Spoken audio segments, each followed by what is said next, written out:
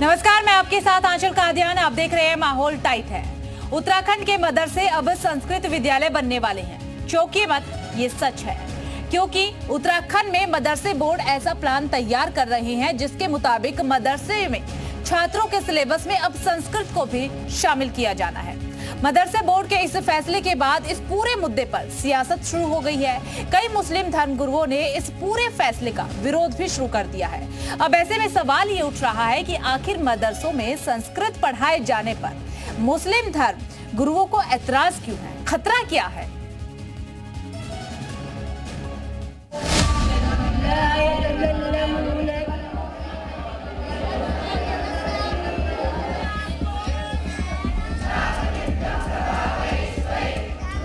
मदरसों में गूंजेंगे संस्कृत के श्लोक। मदरसों में सुनाई देने वाला है मंत्रोच्चार।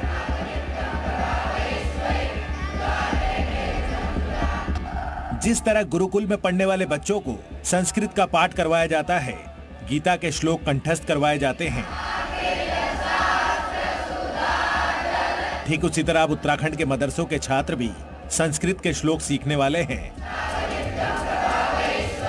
हम एक सब्जेक्ट के तौर से एक ऑप्शन हमने संस्कृत का हमने देने का प्रयास किया है, जिसका अनुबंध हम संस्कृत विभाग से करने वाले हैं। इसके साथ साथ हमने चार चीज़ों को और लिया है कि हमारे उत्तराखंड राज्य की जो धरोहर है, यानी गाय, गंगा और हिमालय।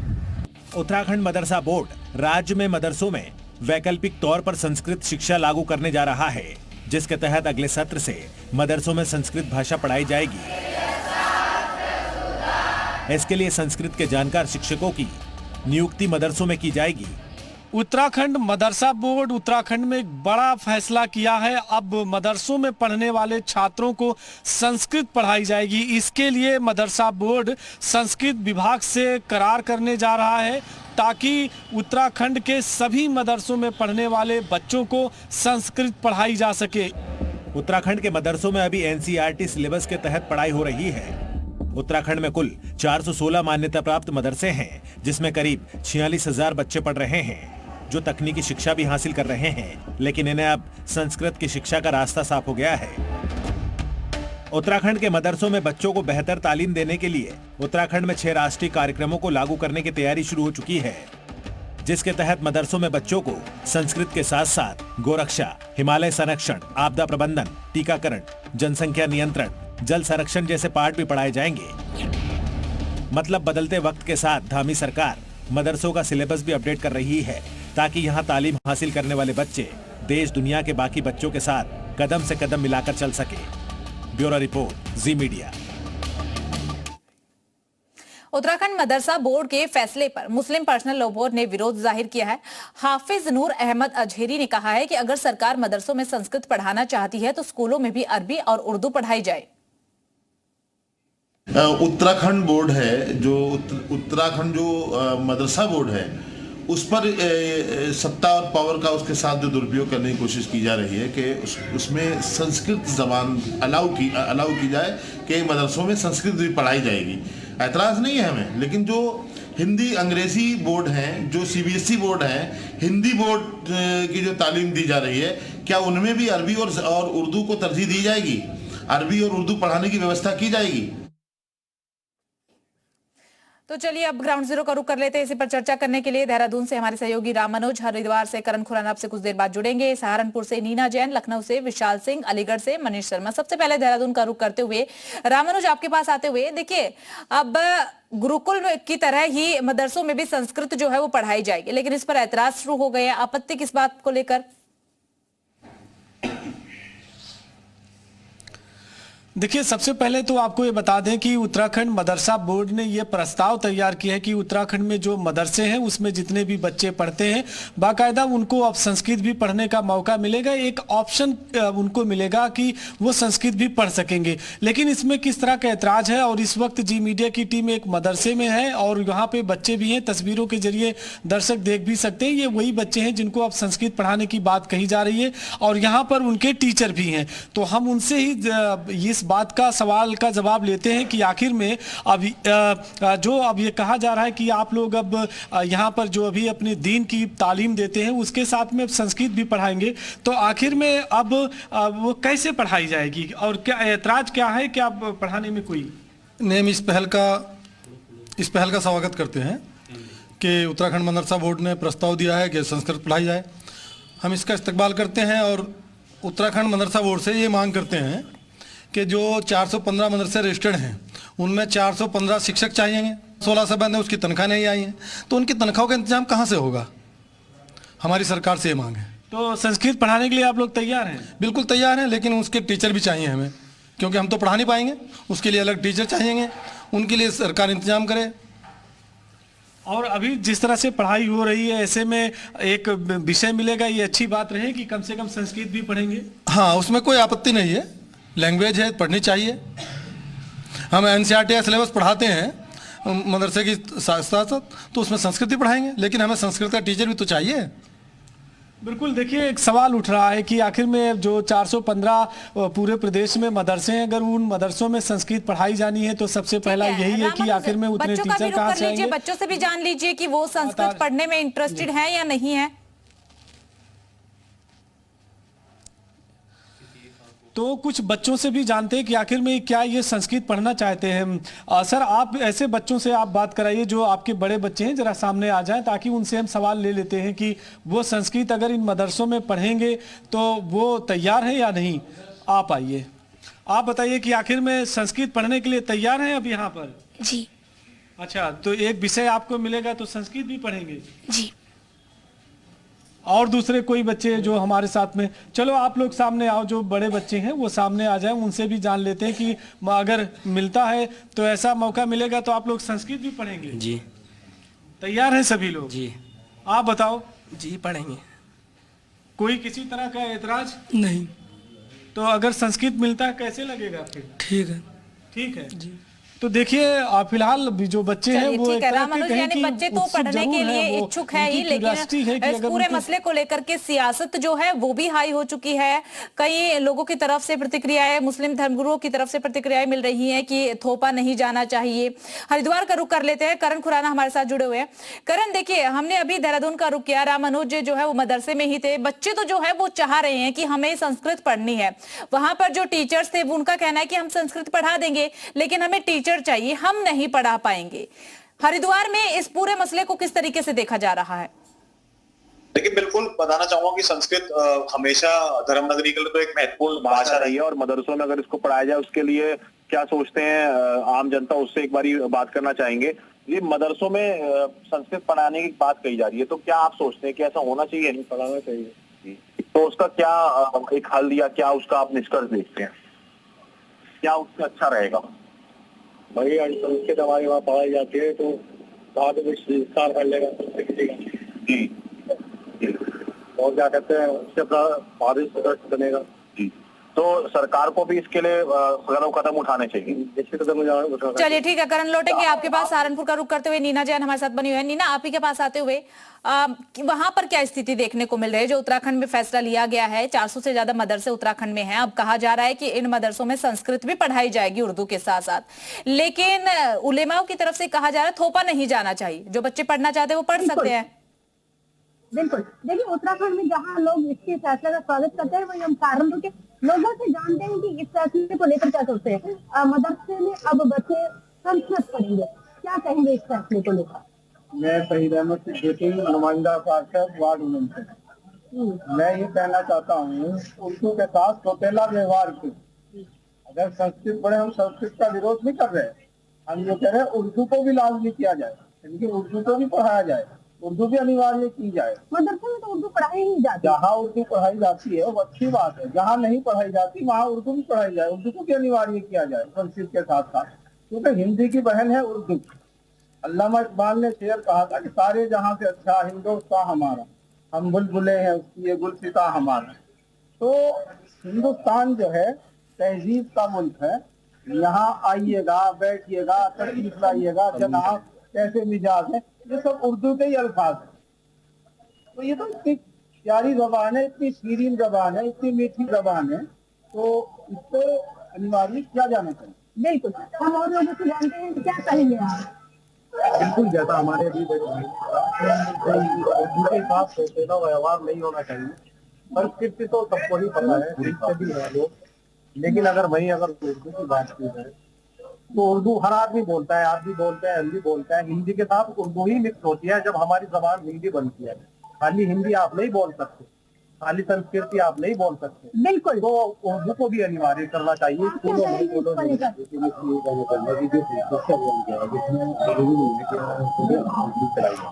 अगर ऐसा है तो फिर जितने बड़े बड़े स्कूल कॉलेज हैं उर्दू वाजिब करनी चाहिए पढ़ाने के लिए। अगर थोड़ा ना क्या कहते हैं उर्दू हमारे लिए कर देंगे और उर्दू किसी बड़े कॉलेज में नहीं पढ़ाएंगे, ये तो तरीका नहीं है। चलिए ठीक है नीना, आपके पास लौटेंगे। विशाल का रुख करते हुए लखनऊ से जुड़े हुए हैं। विशाल, देखिए सहारनपुर के लोगों का कहना है कि जिस तरीके से मदरसों में संस्कृत अगर अनिवार्य किए जा रहे हैं तो तमाम स्कूलों में उर्दू भी अनिवार्य कर दी जानी चाहिए। लखनऊ की क्या स्थिति है, लखनऊ के लोगों का क्या सोचना है? देखिए बिल्कुल, मेरे साथ जो है लखनऊ के तमाम लोग मौजूद हैं, उनसे सीधे बात करते हैं। देखिए कि उत्तराखंड में संस्कृत जो है वो मदरसों में पढ़ाई जा रही है, इसको कैसे देख रहे हैं आप लोग? पहली बात तो स्वागत योग्य फैसला है। जब भी समाज में कोई चीज़ लाई जाती है, इससे परेशानी उन लोगों को होती है जो कट्टरवाद सोच रखते हैं, जो कट्टरवादी सोच की तरफ आगे धारणा रखते हैं। देखिए, समाज में सरकार कोई भी चीज़ लाती है, अपग्रेड करती है, तो जाहिर सी बात है कौम का फ़ायदा होता है, भला होता है।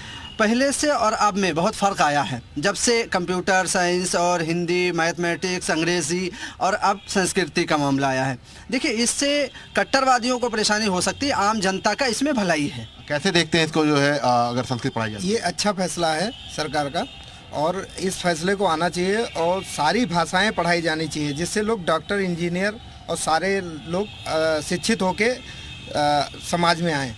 कैसे देखते हैं आप लोग? बहुत अच्छा फैसला है, बहुत अच्छा। ये इससे तमाम वर्ग के लोगों को फायदा है। और विशाल, ये सवाल जरूर इनसे लीजिएगा कि आप सरकार के फैसले का स्वागत कर रहे हैं, लेकिन इसी स्वागत के साथ साथ जो मुस्लिम धर्मगुरु उनका कहना ये है, या फिर कुछ लोगों का मानना भी यही है कि तमाम जो स्कूल है उनमें उर्दू भी तो अनिवार्य कर देनी चाहिए। उस पर क्या सोचते हैं?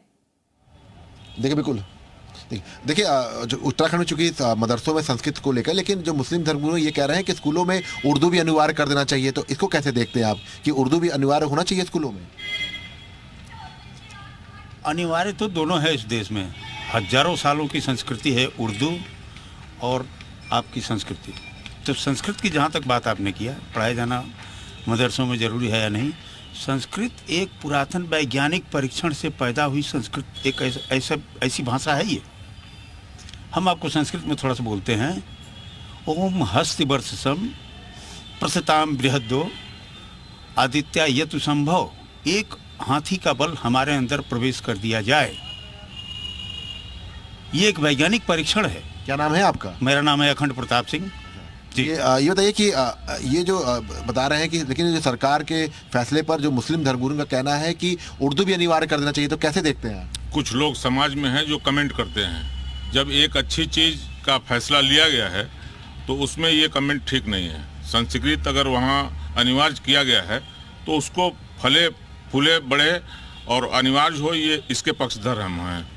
उर्दू हो, हिंदी हो, संस्कृत हो, जब तक अपने धर्म के बारे में जानकारी नहीं होगी, शिक्षा नहीं होगा, तब तक विकास नहीं हो सकता है और लड़ाई खत्म नहीं हो सकती है। हिंदू मुस्लिम धर्म के नाम पे जो लड़ते हैं, कैसे देखते हैं इसको? असली तो मैं ये बताना चाहता हूँ कि जो ये कहते हैं कि संस्कृत आ गई तो हमको दिक्कत हो गई, नमाज शब्द ही संस्कृत है, संस्कृत भाषा है। बिल्कुल, नमाज जो है वो संस्कृत है। सही है, बिल्कुल सही। इनको ये अकल नहीं है, पढ़ते लिखते हैं, इनको ये नहीं मालूम। चलिए ठीक है विशाल, लौटेंगे आपके पास मनीष का रुख करते हुए। ठीक है विशाल, आपके पास लौटेंगे मनीष का रुख करते हुए। मनीष, देखिए तमाम लोगों को सुना, अलीगढ़ की जनता इस फैसले को किस तरीके से देखती है? देखिए, यहाँ पे मिली जुली प्रतिक्रिया सामने आ रही है। मेरे संग कुछ लोग मौजूद हैं, उन्हीं से पूछते हैं कि आखिर उनका क्या कहना है। जी, उत्तराखंड मदरसों में कैसे? देखिए, उत्तराखंड के जो चेयरमैन हैं वो मदरसा बोर्ड के, वो भी एक सुलझे हुए इंसान हैं और उन्होंने ये फैसला लिया है तो ये अच्छा फैसला है, क्योंकि संस्कृत का ताल्लुक बहुत कदीम लिटरेचर्स हैं और संस्कृत से जो संस्कार सीखने की ज़रूरत है उनमें कमी आई, क्योंकि इसे आगे फैलाया नहीं गया, पढ़ाया नहीं गया। तो ये जो फैसला मदरसा बोर्ड ने लिया है उत्तराखंड के, ये सराहनीय कदम है। इसी के साथ साथ उन्हें अरबी पढ़ाने के लिए भी इसी तरह का फैसला लेने की ज़रूरत है, क्योंकि अरबी से भी जो मुसलमानों के संस्कार हैं उसमें हैं और उन्हें आगे बढ़ाने। आपका क्या नाम है? मेरा नाम इस्लामुद्दीन खान है। अब आप ये बताइए, कुछ धर्मगुरु का विरोध कर रहे हैं।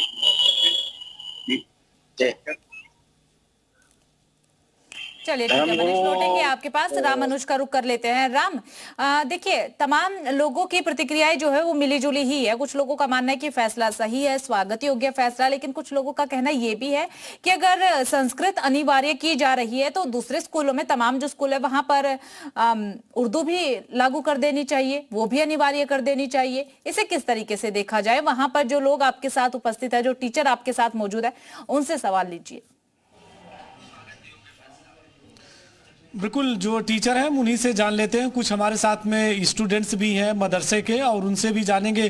तस्वीर भी आ चुकी, दर्शक देखते रहे कि यही वो बच्चे हैं जिनके साथ में संस्कृत को पढ़ाने को लेकर के चर्चा हो रही है। सर, आप जरा सामने आइए, और आपसे है और आपके जो स्टूडेंट्स हैं उनको भी मैं चाहूँगा कि वो पास भी आ जाए। तो मेरा सवाल ये है कि फिलहाल पहला आप जरा सामने देखिएगा कि ये कहा जा रहा है कि तमाम जो धर्मगुरु हैं वो भी कह रहे हैं मुस्लिम समाज के, कि जिस तरह से संस्कृत पढ़ाने की बात मदरसों में हो रही है, ऐसे दूसरे स्कूलों में भी उर्दू है और अरबी है, उसको भी पढ़ाया जाना चाहिए। देखिए, हमारा कहना तो ये है कि हिंदुस्तान में की भाषा संस्कृत पढ़नी चाहिए, और मैंने खुद 8वीं तक पढ़ी है संस्कृत। इसका कोई विरोध नहीं होना चाहिए, लेकिन हाँ ये भी ठीक है कि उर्दू के संस्कृत के साथ साथ अगर सभी स्कूलों में उर्दू भी कंपलसरी कर दी जाए तो सोने पे सुहागा हो जाएगा। तो यानी मानते हैं कि कहीं न कहीं दोनों तरफ से कदम उठाया जाना चाहिए। जी, आप लोग क्या सोचते हैं कि उर्दू भी साथ पढ़ने का मौका मिले, संस्कृत भी मिले, तो ये से अच्छा रहेगा? जी बिल्कुल अच्छा रहेगा। तो उर्दू को भी स्कूलों में कंपलसरी किया जाना चाहिए। जी।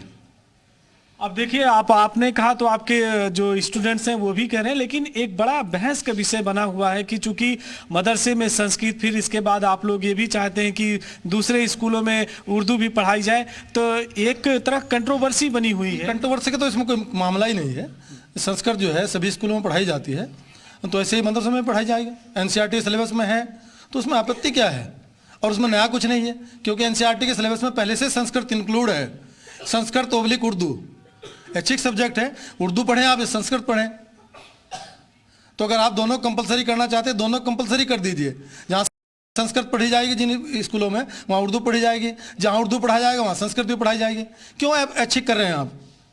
तो आप जैसे संस्कृत में क्या चाहेंगे, क्या चैप्टर आना चाहिए? क्योंकि जब वो किताब बनेगी, पढ़ने का मौका मिलेगा, बहुत सारी चीजें पाठ्यक्रम में शामिल भी होंगी। पाठ्यक्रम पहले से ऑलरेडी संस्कृत का है, लेकिन अब तक होता यह है कि जब हम NCERT के सिलेबस देखते हैं तो उसमें सब्जेक्ट उर्दू या संस्कृत एक लेना होता है।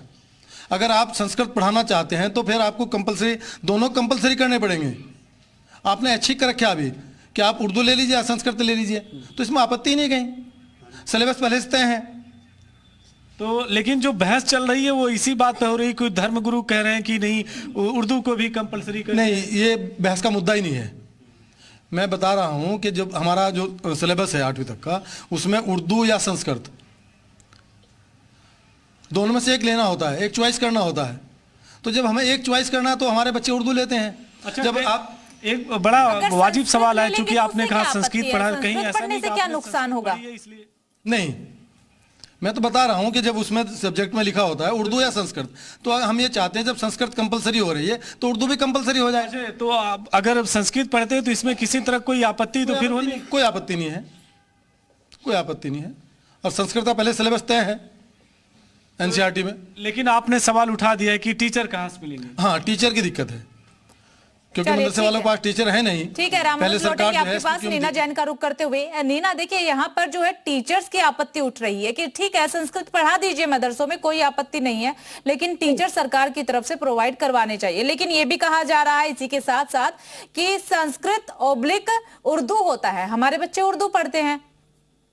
जी इसमें हम बात करते हैं। देखिए अब जब एनसीईआरटी के उसमें पाठ्यक्रम में संस्कृत है तो क्या आपत्ति है कि क्यों ये मुद्दा उठाया जाए कंट्रोवर्सी की उर्दू भी कंपलसरी है? ये समझ में नहीं आ रहा ये बात कहाँ से आ रही है। अभी इस मुद्दे की बात कहाँ से आ रही है? रात दिन कुछ ना कुछ नई नई चीजें आ रही हैं।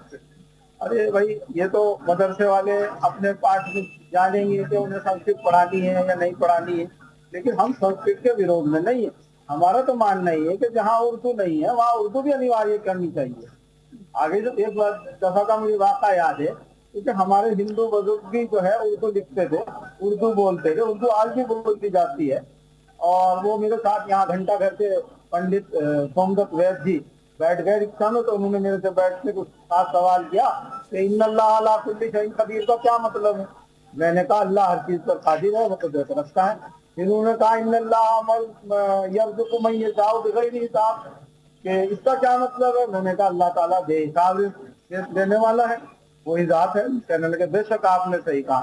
तो ये बात है, ये हमारा तो मुल्क जो है ये सभी मजहब का मुल्क है और ये एक गुलदस्ते की तरह है, इसमें सभी मजहब के लोग रहते हैं, हिंदू मुसलमान सिख जैन बौद्ध धर्म सब लोग हैं यहाँ, सब मोहब्बत प्यार से रहते हैं, कोई किसी किस्म की अच्छा, आपको क्या आपत्ति है इसमें? मैं कोई आपत्ति नहीं है। अगर उत्तराखंड गवर्नमेंट है आपको मैं संस्कृत अनिवार्य कर दिया है, कोई ऑब्जेक्शन नहीं है, बट ये है हमारी मांग की। और जहाँ पे उर्दू नहीं पढ़ाई जा रही गैर सरकारी स्कूलों में या स्कूल में, उनमें भी पढ़ानी चाहिए, स्कूल में उर्दू को भी कंपलसरी करना चाहिए। हमारी बस ये डिमांड है सरकार से, और कोई डिमांड नहीं है। आपको क्या लगता है? अब कर दो क्या, जहाँ संस्कृत जब उर्दू भी करते हैं, क्या बुराई है?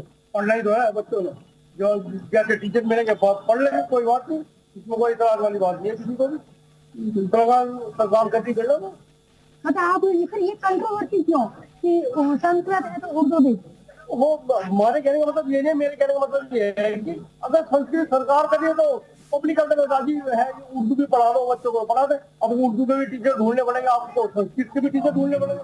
मैं तो मानता नहीं सबको आती होगी, तो में से 10% लोगों को संस्कृत आती होगी, 10% ही उर्दू आती होगी।